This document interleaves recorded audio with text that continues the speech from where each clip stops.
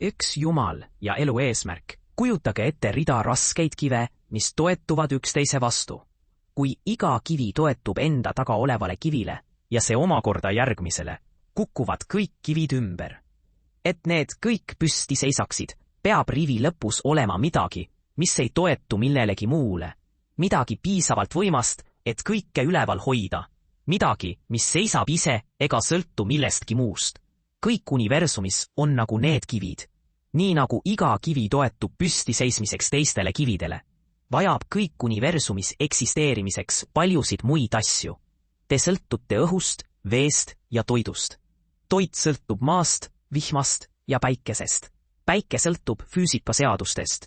Kuhu iganes te vaatate, sõltub üks asi mitmest teisest asjast. Teadus kirjeldab neid seoseid väga hästi. See ütleb meile, kuidas üks asi sõltub teisest. Kuid see ei seleta, miks kogu see kivirivi üldse püsti seisab. See ei vasta küsimusele, mis on piisavalt võimas, et kõike üleval hoida. Selle mõistmiseks peame vaatama kaugemale sõltuvate asjade ahelast.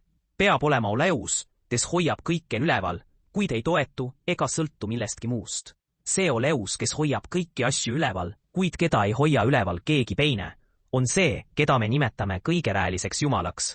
Elu eesmärk, seega lõi kõigeväeline Jumal meid ja kõik meie ümber.